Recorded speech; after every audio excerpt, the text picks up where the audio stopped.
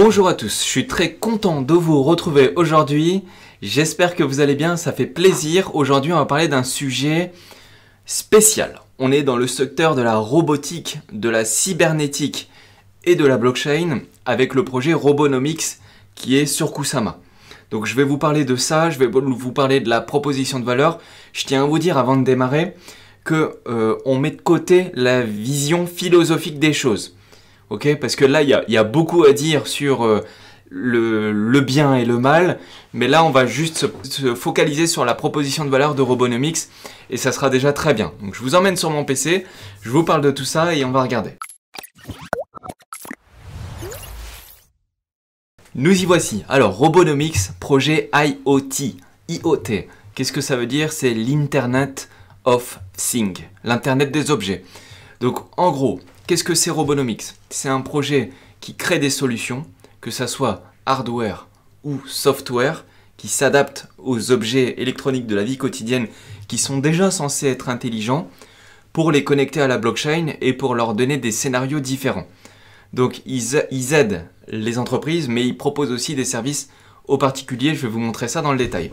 Donc là, comme vous pouvez voir dans la photo, Robonomics il peut proposer plusieurs services en se connectant aux objets connectés.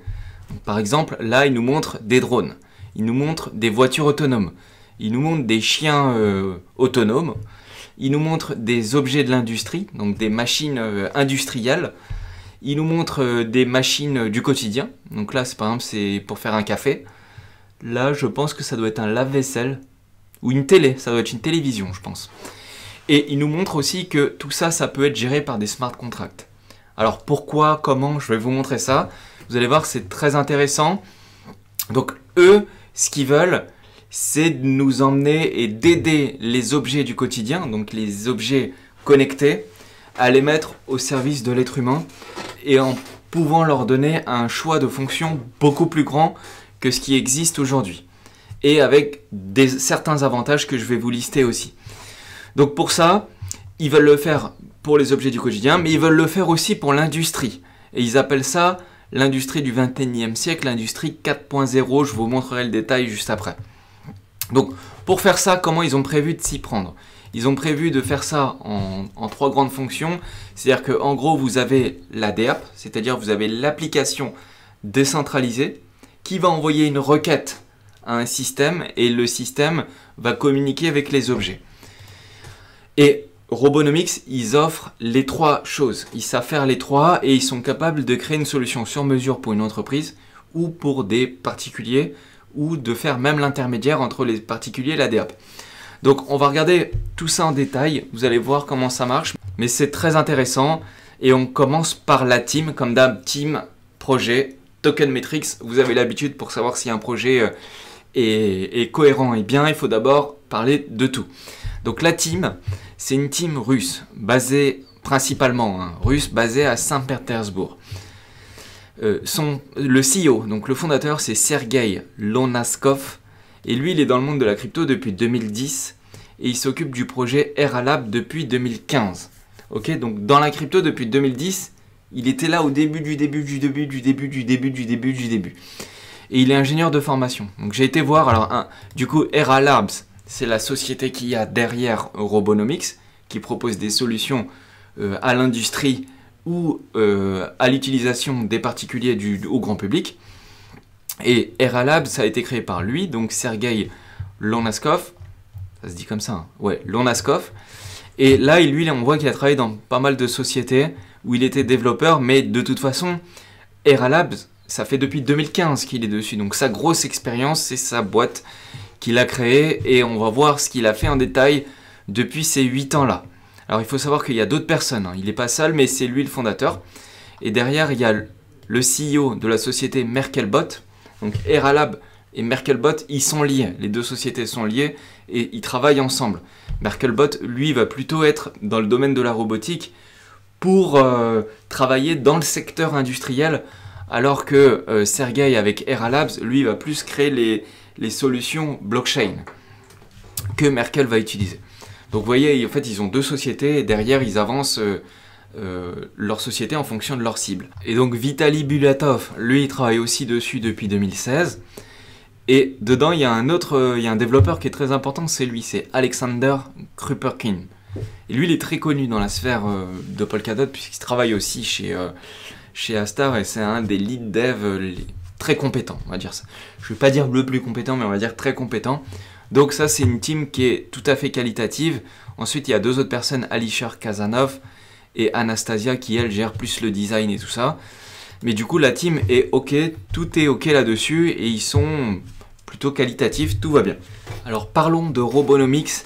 Et avant de vous parler et de rentrer dans le détail du projet, je veux vous dire que déjà, depuis 2015, où ils ont commencé à créer leur entreprise avec leur scénario d'application, etc., notez que la blockchain Ethereum a été créée en 2015 aussi. Donc en fait, ça a été les pionniers là-dedans. Ça a été les pionniers à lancer une application sur Ethereum dès les débuts. C'était les first. Et du coup, ils ont créé un drone et ils avaient fait un test. Je vais vous montrer la vidéo et vous allez comprendre. Donc là, ils envoient une commande sur la blockchain et voici ce que ça fait.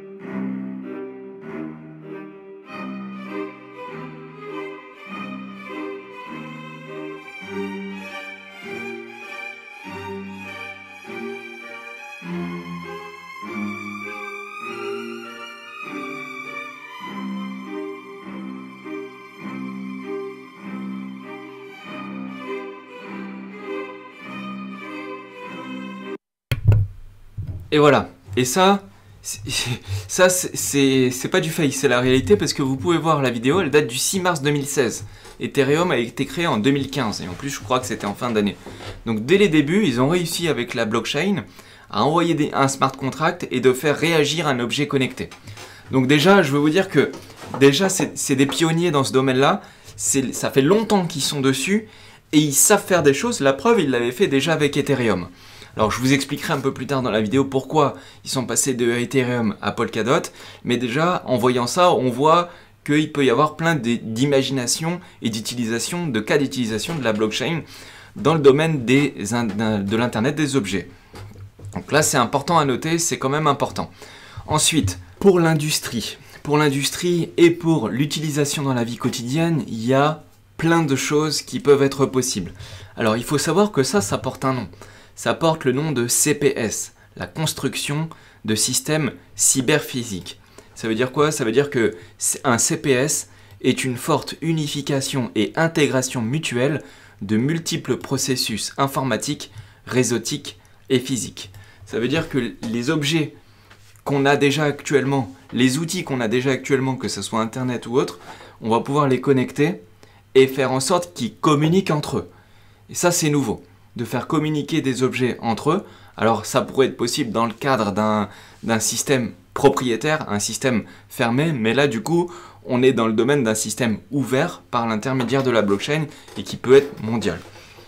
Donc, je vais vous montrer ça et je vais vous expliquer un peu comment ça marche. Mais en gros, ce qu'ils disent, c'est que les robots entreprises, donc là, on est dans le domaine de l'industrie des entreprises, sont une représentation idéale des systèmes cyberphysiques. Ils constituent une unité assez autonome capable de fournir des services aux humains et à d'autres robots. Okay ? Et c'est là la différence. Donc je lis la suite. Par conséquent, l'économie des robots nous apparaît comme un ensemble général de CPS qui fournissent des services et des biens directement au marché. Ça veut dire quoi?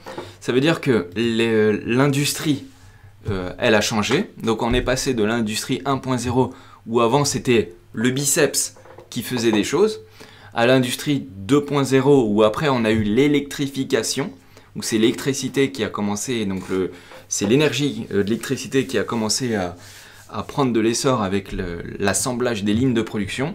L'industrie 3.0 où là déjà on a on a du matériel automatique, mais il fait toujours le même mouvement. On peut programmer un matériel en lui disant tu prends ça, tu le mets là, tu prends ça, tu le mets là, tous les X secondes. Et là, l'industrie 4.0, on passe encore à une étape supérieure. Alors, c'est pas moi qui ai inventé le 1.0, 2.0, 3.0, 4.0. A priori, c'est ça. Alors, du coup, 4.0, qu'est-ce que c'est? Ben, en fait, c'est la communication des robots entre eux. Donc, je donne un exemple. Par exemple, vous avez une commande qui arrive de la blockchain par l'intermédiaire d'un smart contract. Le robot, il va commencer à démarrer. Il va prendre un objet, il va le mettre dans un autre endroit. Et une fois qu'il a fini ça, le robot envoie une donnée à un autre robot. Donc là, on voit par exemple à droite, à gauche, le robot de gauche prend et met sur le tapis. Le tapis avance, le robot de gauche il communique avec le robot de droite. Le robot de droite, il a reçu la commande, donc il reçoit la commande. Et du coup, il applique, lui, ce qu'il doit faire. Et après, il prend l'objet, il le met à disposition à un autre endroit. Et du coup, le deuxième robot envoie une commande au troisième robot. Et le troisième robot, qu'est-ce que c'est? C'est un drone. Le drone, il va venir chercher la commande et il va aller l'amener à un endroit qui est prédéfini. Et tout ça aurait été défini dans un smart contract qui change au fur et à mesure, etc. Donc là, on est dans un système où c'est plus juste un robot qui fait une chose, une tâche répétitive, qui avance et qui permet juste de gagner de l'argent. Là, c'est un robot qui devient intelligent. C'est ce qui s'appelle la Smart Production. Développement de Cyber Physical System. C'est ça les CPS. Donc là, les CPS, on arrive dans un domaine qui est nouveau et qui est encore assez peu, même je pense qu'il n'est même pas exploité du tout, mais peut-être qu'il y a déjà des industries smart qui existent déjà, mais en tout cas, moi, j'en ai jamais vu, même pas dans des reportages. Donc là, on arrive sur quelque chose de nouveau où potentiellement, ça pourrait être l'avenir de l'industrie. C'est-à-dire qu'aujourd'hui, alors moi, je peux vous en parler un petit peu, parce que j'ai une expérience dans le domaine de l'industrie, je fais 8 ans dans le domaine de l'industrie. Et en fait, on remarque que les systèmes fonctionnent très bien aujourd'hui pour faire des pièces automatisées simplifiées. Et toujours les mêmes. Donc là, ça veut dire qu'on peut produire à l'infini, à une grande capacité de vitesse, des produits rapidement et de manière économique grâce à la robotique qu'il y a déjà aujourd'hui et depuis longtemps. Hein. Ça depuis 1969, d'après la définition du graphique là. Mais par contre, dans ce domaine-là, dans l'industrie, on a du mal à produire des objets à une grande vitesse qui sont personnalisés et qui changent au fur et à mesure du temps. Je m'explique. Par exemple, vous avez une ligne de production. Par exemple, vous voulez produire des t-shirts. Vous pouvez produire une quantité énorme de t-shirts. Mais c'est toujours les mêmes. Par contre, dans un nouveau type d'industrie qui serait possible, ça serait de personnaliser le t-shirt et de le changer au fur et à mesure du temps. Par exemple, le robot reçoit une commande, il applique la commande, il la fait. Donc ça se fait aussi un petit peu avec les imprimantes 3D. Donc le robot, il reçoit la commande, il la fait, et la commande vient de la blockchain. Sauf que pendant qu'il l'a fait, si il reçoit une autre commande de la blockchain de la même personne qui dit « Ah bah non, finalement je me suis planté », bah, le robot est capable de recevoir la commande, de s'arrêter, de mettre au rebut et de recommencer. Et du coup, il n'aura pas été au bout de la commande jusqu'à la livraison. Et du coup, il aura économisé une partie des frais qui coûtent cher à la production. Donc ça, c'est un exemple que je vous donne parmi d'autres. Mais au final, un assemblage de lignes de robots qui avancent comme ça au fur et à mesure et qui communiquent entre eux, bah en fait, ça peut créer plein de nouveaux usages. Par exemple, il y a des voitures qui sont construites, c'est tous les mêmes, bah on pourrait imaginer des voitures personnalisées en fonction de chaque usage, etc. Donc là, plein de choses sont possibles par rapport à ça, et du coup, l'industrie, elle pourrait augmenter rapidement. Alors, comme je vous le disais au début de la vidéo, là, il ne faut pas regarder l'aspect philosophique des choses, parce que je sais que ça, c'est des choses qui prennent le travail de certaines personnes, etc. Mais il faut voir plus les possibilités. Nous, on regarde les possibilités, après, chacun jugera le bien ou le mal, mais là, on regarde juste les possibilités liées à l'informatique et à la blockchain. Alors, je vais vous donner quelques exemples de ce qui est possible avec la communication des objets entre eux, sans forcément passer par l'être humain. Alors ça peut faire un petit peu peur, hein. C'est des objets qui commencent à avoir une vie sociale. C'est-à-dire les objets parlent entre eux, ils exécutent de commandes entre eux, si l'un par rapport à l'autre prend le dessus sur l'un, peut exécuter des commandes sur l'autre, etc. Je vous donne un exemple. Il peut y avoir quelques exemples de systèmes cyberphysiques du futur. Le pilote automatique Uber, par exemple, ou bien des selfies par drone. Donc vous pouvez imaginer tout un système de livraison par drone, et ça a déjà été expérimenté. Il peut aussi y avoir un réseau d'imprimantes 3D dans les stations de métro, pour les publicités par exemple, ou autres. Et en fait, le truc, c'est que quand je vous dis que les objets peuvent communiquer entre eux, je vous donne un exemple. Par exemple, vous êtes sur une route où il y a plusieurs voitures. Vous avez choisi un système de taxi électronique décentralisé et automatique. Et automatique. En fait, si devant vous il y a quelqu'un, à votre gauche il y a quelqu'un, vous êtes sur la voie de droite, à votre gauche il y a quelqu'un, devant vous il y a quelqu'un, et finalement vous voyez que la voiture roule et qu'il y a du monde sur la route et que la voiture roule à une vitesse assez faible parce qu'il y a une grande ligne de personnes sur le côté droite, et ben vous pouvez envoyer une commande sur la blockchain et dire voilà, je paye 10 € pour que ma voiture passe sur le côté gauche et se mette à doubler toutes les voitures de droite. Et du coup, vu que c'est sur la blockchain, toutes les voitures qui sont sur la droite et qui, elles, ont le temps, admettons que là, moi, dans mon exemple, je suis pressé, j'ai un avion à prendre, si je loupe mon avion, je vais devoir payer 1500 € de plus. Parce que je vais devoir repayer mes billets aller-retour, etc. Donc, du coup, moi, j'ai besoin d'aller vite, donc j'ai mis une commande sur la blockchain, sur mon téléphone, j'appuie, j'ai mis une commande, je passe devant, donc ça va, je vais payer 10 €, et en fait, toutes les voitures que je vais doubler, ben, en fait, toutes les personnes qui sont dans les voitures de la voie de droite, ben, elles vont recevoir de la monnaie.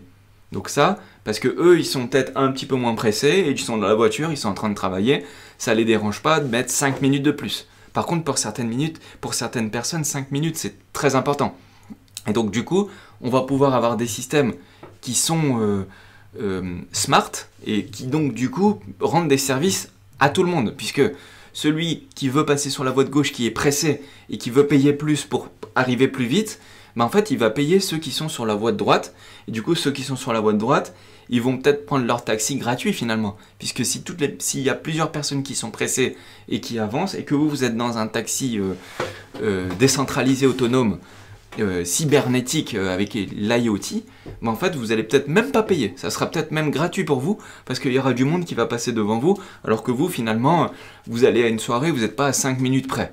Et ben du coup, là, vous avez un système qui rend service à tout le monde. Il rend service à la personne qui est pressée, il rend service à la personne qui est sur la voie de droite, qui lui s'en fiche d'avoir 5 minutes de plus. Et du coup, c'est ça le réseau de villes intelligentes. Et là, je vous ai donné un exemple, mais il peut y avoir plein d'exemples. Je vous en donne un autre, avec le système de drone. Alors, le système de drone, vous pouvez par exemple livrer plein de choses. Par exemple, vous étiez chez un de vos amis qui est à 3 km de chez vous, vous avez oublié vos clés, ben vous pouvez vous appuyez une commande sur la blockchain, votre drone il va sortir de chez vous, il va aller chercher la clé et il va vous le ramener instantanément. Et vous aurez payé une transaction sur la blockchain, ou même vous aurez payé une entreprise qui loue des drones. Donc c'est-à-dire que comme ça vous n'avez même pas acheté un drone, vous faites juste de la location de drone, vous dites j'ai oublié mes clés ou j'ai besoin d'un pack d'eau parce que vous vous rendez compte, 6 bouteilles d'eau, un pack d'eau c'est ultra lourd, bah, j'envoie un drone, il va aller chercher à Leclerc ou n'importe quel magasin qui va mettre à disposition, il va prendre le pack d'eau, il va le déposer chez vous, j'aurais payé 3 €. Au lieu de payer 1 € le pack d'eau, bah, je l'aurais payé peut-être 3 €, mais il me l'aura ramené et immédiatement, en plus j'ai soif, ou j'aurais oublié mes clés qui sont grave loin, bah, en fait il va me les ramener très rapidement. Donc là, on peut imaginer plein de services comme ça. Il peut très bien y avoir une entreprise qui achète plein de drones et qui met à disposition des drones pour les particuliers. Ça, c'est quelque chose qui peut se faire. C'est un truc que là, je viens d'y penser comme ça, mais d'ailleurs, ça pourrait être implémenté. Je sais que dans le domaine des transports, il y a des fortes demandes puisque les services de course sont très importantes. Et même moi, des fois, j'utilisais le service Uber et j'allais voir le gars, je lui dis « Ouais, j'ai un colis très important. » Parce que avant, je bossais dans une entreprise, donc j'ai un colis très important, il faut absolument l'envoyer au gars, je le mets dans sa voiture, 30 minutes après, il est devant chez le client il est ravi, parce que je lui ai transmis le colis et je lui ai livré son truc en 30 minutes. Vous voyez, en fait, il y a plein de services qui sont possibles comme ça. Je vous ai donné une idée, si ça intéresse quelqu'un, bah, contactez-moi, on peut monter un service de livraison par drone ou autre. Après, il faut voir les contraintes réglementaires et tout, mais il y a plein de choses qui sont possibles. Et je suis sûr que ce type d'utilisation-là, ça pourrait prendre rapidement. J'ai besoin de me faire livrer un truc, j'ai besoin d'aller chercher un truc à tel endroit, bah, je prends un service qui existe et je paye le service du drone qui vient me faire quelque chose, etc. Je suis sûr qu'on peut devenir millionnaire avec cette idée-là. Allez, je lance une idée, faites-vous plaisir à la communauté. Bon, voilà, tout ça pour vous dire que il y a plein d'utilisations possibles. Et l'histoire du drone, ça existe déjà, puisque je vous ai montré déjà en 2015, une commande sur la blockchain, c'était déjà possible, en 2015. Donc là, on est en 2022, et il y a une entreprise qui a commencé à expérimenter ça. Alors, il me semble qu'ils n'ont pas été au bout de l'expérience, mais ça fonctionne, la preuve.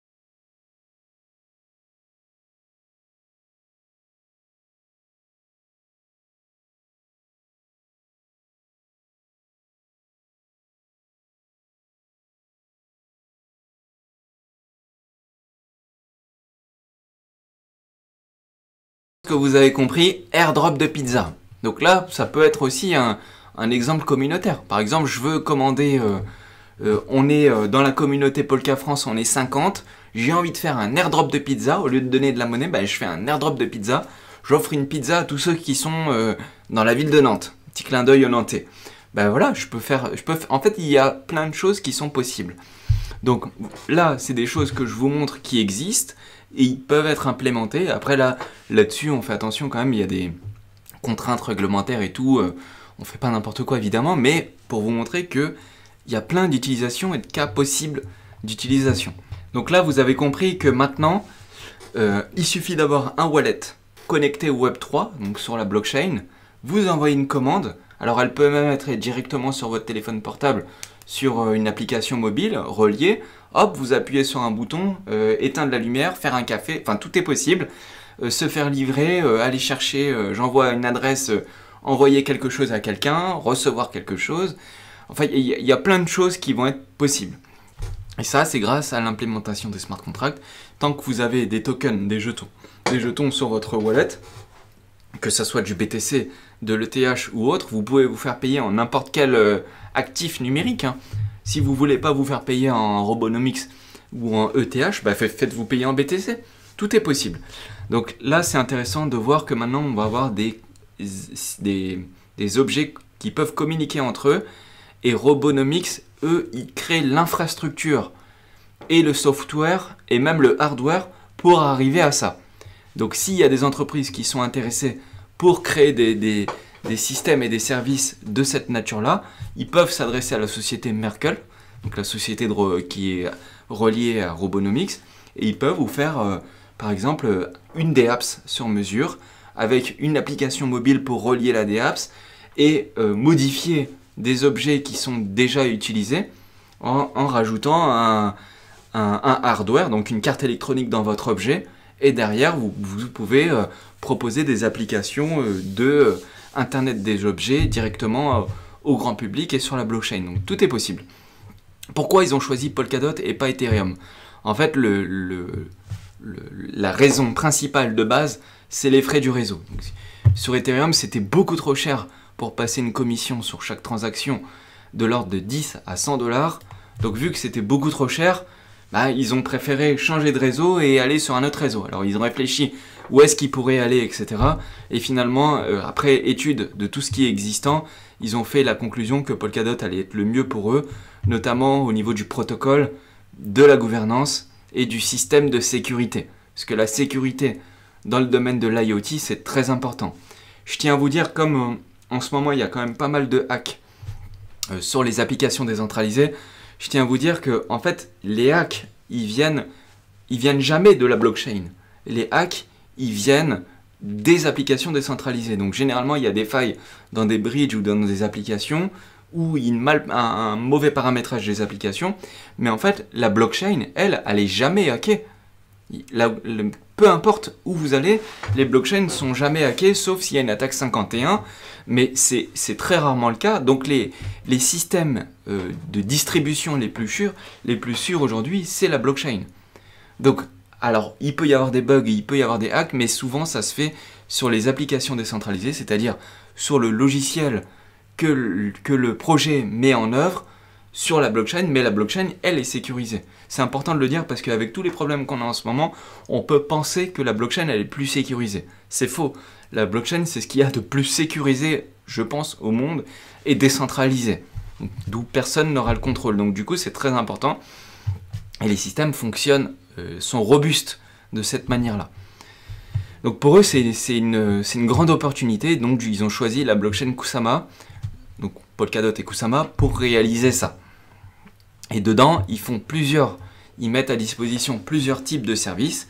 Par exemple, le premier service qu'ils mettent, c'est la localisation intelligente, qui vous permettent de récupérer votre investissement dans les robots à forte valeur ajoutée en les louant grâce à un mécanisme de symbolisation du travail des robots. Donc il y a certains robots que vous allez pouvoir acheter, que vous allez pouvoir mettre au service d'une application. Donc, moi, je vous avais donné un exemple de livraison avec les drones.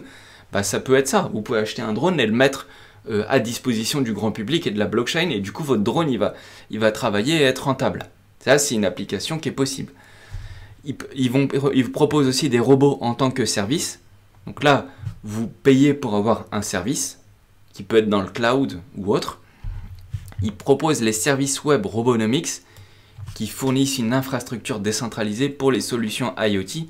Donc là, c'est plus pour les entreprises qui veulent créer des systèmes de IoT. Bah, ils auront déjà une application qui permette de le faire.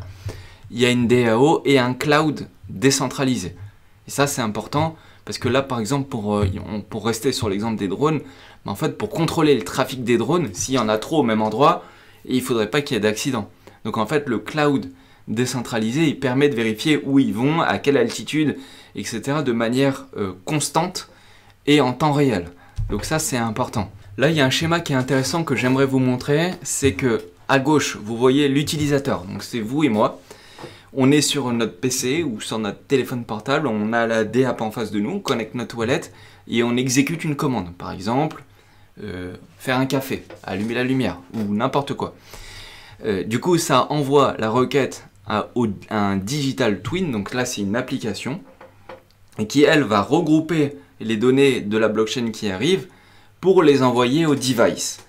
Et maintenant que je vous expliquais ce qu'ils font, comment ils font et comment ça fonctionne, je précise que le device, il faut qu'il y ait une carte intégrée de Robonomics ou qui puisse communiquer avec le Digital Twin. C'est pas forcément de Robonomics, tout le monde peut le faire puisque Robonomics, c'est un projet open source. Donc si quelqu'un est développeur, peut très bien mettre une carte électronique dans un device. Donc là, par exemple, le chien, je vais vous montrer l'exemple.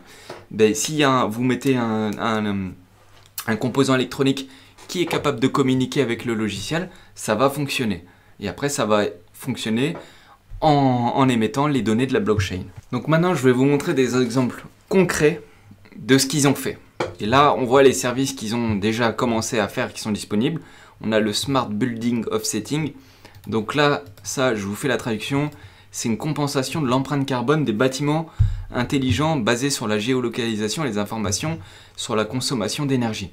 Donc on est capable de savoir un bâtiment s'il consomme beaucoup, de quelle manière et comment on pourrait le modifier. Ça, de manière décentralisée, on peut récupérer des données de ce type-là. Il y a un télescope autonome. Il y a un Boston Dynamics. Donc là, c'est un robot qu'on va pouvoir programmer nous-mêmes. Une carte de capteur décentralisée. Un Home Assistant. Donc là, on est dans le domaine de la domotique. C'est possible de programmer des scénarios dans une maison ou un appartement. On a la couleur de votre lampe intelligente et une télémétrie. Alors, je vous montre en vidéo ce que c'est. Vous allez mieux comprendre.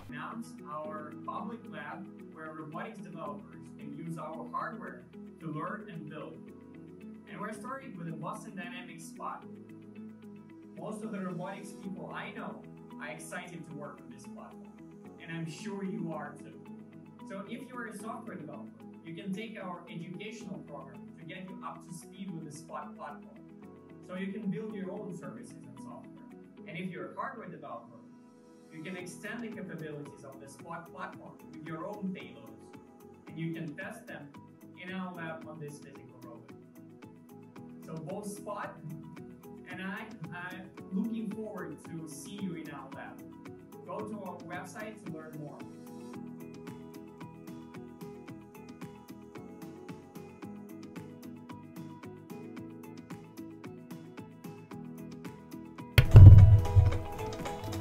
Bon, vous voyez, en gros, il est en train de vous dire, écoutez, on a un robot devant nous qui est de type robot de type chien. Si vous êtes développeur ou que vous voulez apprendre des choses à ce chien pour le rendre plus autonome, plus efficace. Par exemple, tout à l'heure, j'avais donné un exemple. Pour les personnes âgées, s'ils veulent faire leurs courses, on peut très bien leur ramener le chien à un certain endroit. Il va porter le pack d'eau et va le déposer devant la maison. C'est un exemple qui est possible. C'est un peu bidon, mais c'est pour vous montrer qu'il y a plein de choses qui sont possibles. Et si vous êtes développeur, vous pouvez contacter la société Merkelbot. Donc c'est là qui fonctionne, c'est la société qui fonctionne avec Robonomics pour pouvoir développer des nouvelles applications qui sont possibles. Et ça s'appelle, ce que je vous ai dit avant, le Boston Dynamics. Donc on apprend des choses à un objet connecté, qui là en l'occurrence c'est un chien connecté. Je vous montre d'autres exemples. Là il y a une carte. Donc là, c'est une carte en Russie où ils ont placé des capteurs dans la ville. La carte, elle est décentralisée et les capteurs, vous pouvez consulter à tout moment en direct sur la blockchain. Si vous cliquez sur le capteur, vous avez des informations. La température, l'hygrométrie, je pense que ça doit être ça, l'hygrométrie. Et ça, c'est le capteur de particules qu'il y a dans l'air. Donc on peut savoir en temps réel où il y a une grosse zone de particules et dans un système qui est décentralisé et ouvert à tout le monde. C'est-à-dire que tout le monde peut mettre un capteur et du coup on crée de la donnée. On crée de la donnée, mais on crée de la donnée publique.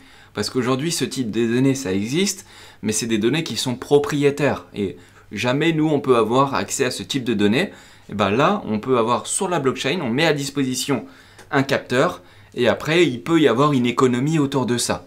À réfléchir. Mais du coup là c'est quelque chose qui est opérationnel qu'ils ont fait dans la ville de là où ils sont eux, mais ils ont fait ça dans plusieurs pays différents. Par exemple, ils l'ont fait à Stockholm, ils l'ont fait dans plusieurs endroits en Russie, etc. Et une carte autonome décentralisée qui envoie plusieurs types de données, c'est possible. Il y a aussi un télescope décentralisé. Par exemple, vous pouvez, et ça il fonctionne, hein. Donc à une certaine heure de la nuit, c'est un télescope qui est au Chili. Et quand il fait nuit au Chili, vous pouvez avoir accès. Et donc vous pouvez, alors faut payer 30 $. Ouais, c'est 30 $. C'est des STRGZN. Et en fait, qu'est-ce qu'ils ont fait? Ils ont connecté un vrai, c'est pour de vrai, hein, c'est pas du fake. Ils ont connecté un vrai télescope, une carte électronique, et dessus vous pouvez vous connecter avec la blockchain et vous pouvez choisir ce que vous voulez comme photo en temps réel. Donc, par exemple, vous pouvez choisir. Alors moi, je m'y connais pas trop. En étoile, mais si quelqu'un dans les commentaires connaît, vous pourrez me confirmer que c'est bien ça, mais de ce que je comprends, c'est que c'est des étoiles, Canopus, Sirius, Rigel, Orion Nebula, Carina Nebula, Tarantula Nebula, et en fait vous pouvez choisir ce que vous voulez voir, donc c'est des objets astronomiques, vous cliquez, vous lui dites voilà moi je veux voir ça, submit, et en fait qu'est-ce qui va se passer? Le télescope il va prendre une photo du ciel, donc là je vous le montre, c'est une photo du ciel et la photo il va la mettre en NFT et il va vous envoyer sur votre adresse un NFT de la photo qu'il a pris le jour où vous lui avez demandé de le prendre. Donc je vous montre.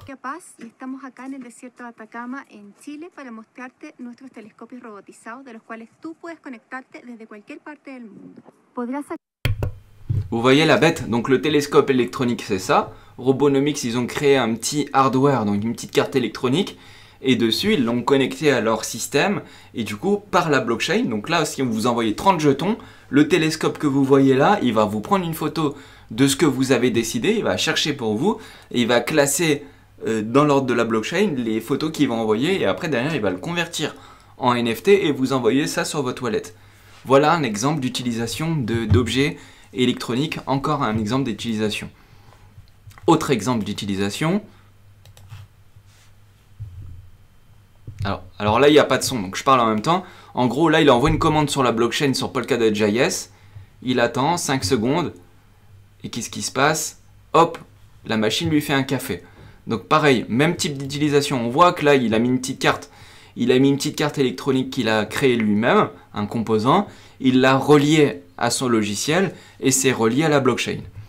Voilà, là, je vous ai montré plein de types d'utilisation différents. Et maintenant, j'imagine, je m'attends à recevoir la question, ouais, mais au final, tout ça, on peut le faire, il n'y a pas besoin de la blockchain. Et bien en fait, le truc, c'est qu'aujourd'hui, tout ça, c'est possible. Sauf que c'est possible, mais d'une manière d'une manière propriétaire.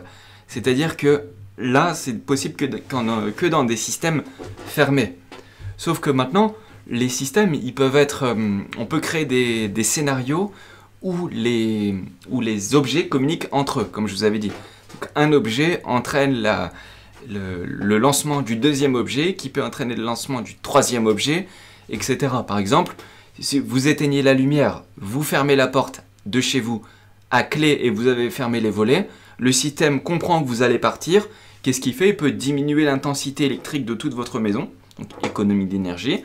Il peut, vous partez, au lieu d'appuyer sur un bouton, il va vous fermer le portail du garage, après il va vous fermer le portail de dehors, et du coup, ça c'est des commandes qui peuvent s'intégrer directement dans un système prévu dans la blockchain. Donc là, ça, ce qui est bien, c'est que c'est un système qui permet de fonctionner tout le temps. Parce que c'est-à-dire que si le système propriétaire, il est en maintenance, ils font une mise à jour, je ne sais pas, par exemple, vous avez un objet connecté qui est détenu par Somfy, si Somfy ils font une mise à jour, c'est fini pour vous, ça ne marchera plus. Donc votre scénario que vous envoyez, et ça ne marchera pas. Alors que dans la blockchain, elle fonctionne tout le temps. Et vous pouvez envoyer un smart contract tout le temps, quand vous voulez. D'autres exemples, par exemple, il y a une guerre commerciale entre la Chine et les États-Unis. Un gros fournisseur d'objets intelligents, c'est Xiaomi, par exemple. Xiaomi, moi j'en ai pas mal aussi. Si demain, les Chinois ils veulent plus que les Américains ils utilisent les services Xiaomi, c'est foutu. Donc tous les personnes qui auront payé pour avoir un service, le service ne fonctionnera plus parce qu'il y aura une guerre commerciale. Alors que si c'est sur la blockchain, vous exécutez une commande sur la blockchain, ça sera toujours possible. Ensuite, il y a les questions de cybersécurité. Donc par exemple, toutes les attaques que les systèmes propriétaires, par exemple une entreprise dans l'industrie, une entreprise utilise un système de robotique, si le système, s'il y a des hackers qui envoient des commandes, des doses qui mettent à plat le système informatique de l'usine, c'est foutu. Attaque des DOS, attaque du réseau, ici il y a une faille dans le système ou autre, c'est foutu. Alors que dans la blockchain, il n'y a aucune faille possible sur les blockchains. Les failles qui sont possibles dans le domaine des cryptos, c'est des failles qui sont sur les applications décentralisées qui sont mal codées ou qui font apparaître une faille. Mais sur la blockchain, il n'y a aucun hack possible, sauf s'il y a une attaque 51. Une attaque 51, il faut avoir des milliards pour lancer une attaque. Sur les grosses blockchains, les plus grosses blockchains actuelles. Donc en fait, la blockchain, elle est de nature à sécuriser tous les systèmes. Ensuite, il y a une autre chose, c'est que s'il y a beaucoup de IoT, donc d'objets connectés, en fait, ça peut surcharger des serveurs.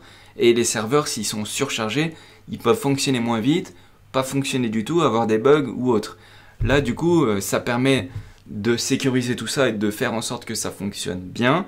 Et du coup, les dispositifs, ils ont moins de puissance de calcul et ça rend plus difficile le déploiement de pare-feu et d'antivirus pour eux. Donc s'il y a des milliers d'objets connectés ou même des centaines de milliers, en fait, s'il y en a beaucoup trop, ça peut surcharger un serveur et du coup, vu que ça surcharge les données qu'il y a, en fait, ils auront moins de puissance de calcul pour eux, c'est-à-dire pour le déploiement d'un pare-feu pour la protection ou d'un antivirus pour vérifier qu'il n'y a pas de virus ou autre dans les données.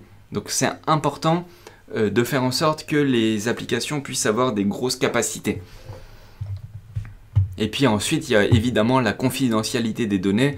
Sur la blockchain, on peut vous garantir une confidentialité des données parce que au moins, on ne va pas pouvoir dire, par exemple, Nono, il boit 8 cafés par jour. Donc vu qu'il boit 8 cafés par jour, ben je sais que, et qu'il se couche à 4 heures du matin, il éteint les lumières à 4 heures du matin, bah potentiellement, vous voyez, je donne des indications sur mon mode de vie, et donc du coup, en fait, on ouvre, on donne sa liberté et sa vie privée à des acteurs tiers. Et c'est ce qui se passe dans la réalité, c'est ce qui se passe aussi sur les réseaux sociaux ou autres. Et du coup, là, grâce à la blockchain, bah, en fait, on garantit notre confidentialité, et ça, c'est quand même très important. Voilà, je vous donne des derniers exemples, et puis après, on va passer au token metrics. Mais par exemple, une maison intelligente, donc ça peut être tout à fait dans le domaine de la domotique, pour améliorer son confort et sa sécurité. Donc vous pouvez contrôler à distance la serrure des portes. Par exemple, vous pouvez configurer un accès ponctuel ou régulier pour de la famille ou des amis. Donc si quelqu'un vient chez vous, vous lui prêtez votre maison, mais il y a juste un endroit où vous ne voulez pas qu'il aille, parce que dedans, vous avez stocké des choses qui sont importantes, ou une cave à vin avec des belles bouteilles sous le coup de l'impulsion. Voilà, ça vous sécurise, donc vous pouvez contrôler à distance des portes, des serrures, ou des lumières, ou des endroits spécifiques. Vous pouvez avoir des capteurs et des dispositifs d'enregistrement décentralisés, comme je vous avais montré avant avec la carte, de prendre de manière autonome la décision de couper l'alimentation en eau. Hop, il y a une fuite d'eau chez vous en bas, le système détecte qu'il y a une fuite d'eau, boum, on stoppe l'eau. Ça, c'est quelque chose qui est très important. Je dédicace à un ami à moi, il a une fuite d'eau il y a 2 semaines, je peux vous dire, pendant 20 heures, il a ramassé du caca chez lui, c'était pas drôle. Donc ça, c'est un exemple qui peut être possible. Démarrer un aspirateur robot programmé, fonctionner un rapport de nettoyage, l'arrosage automatique, changer la température. Vous voyez, vous n'êtes pas là, votre chien, vous voyez qu'il commence à tourner en rond, bah, vous diminuez un peu la température, vous lui mettez une musique, enfin tout est possible, des voitures intelligentes. Donc ça, je vous avais donné des exemples tout à l'heure, avec l'emplacement des voitures, le carburant restant, l'autoportage, une carte interactive, enfin plein de trucs. Les locations d'équipements. Donc là, par exemple, une entreprise peut installer des manipulateurs robotisés sur une ligne de convoyage dans le cadre d'un contrat avec un paiement au nombre d'opérations ou au temps passé du robot. Donc là, pareil, on décentralise les applications et les possibilités. Bon, je pense que vous avez compris, maintenant les applications sont grandes et Robonomics permettent de faire tout ça. Maintenant, passons au token metrics de Robonomics. Donc les 3 principaux cas d'usage du jeton, c'est de pouvoir acheter des abonnements de l'IoT, donc des lancements de services web Robonomics. Donc c'est des abonnements, voilà, ils peuvent vous proposer ça pour les exécutions de transactions à poids zéro dans la blockchain. Donc voilà, ok. De faire du trading, donc vous pouvez acheter et vendre le XRT, le jeton s'appelle le XRT, sur le réseau ERC20, mais maintenant il est disponible sur le substrate de Polkadot, donc il est disponible de manière native sur la parachain. Puis vous pouvez aussi staker du XRT, donc ça c'est l'utilisation du jeton, et la distribution des jetons. Donc là c'est important de noter qu'il y a 70% des jetons qui vont être burn, donc à la fin il restera toute la petite partie qui est là, et on voit que la circulation au final elle représente à peine 10% actuellement. Donc là si tout ça c'est burn, en fait ça représentera à peu près 40%.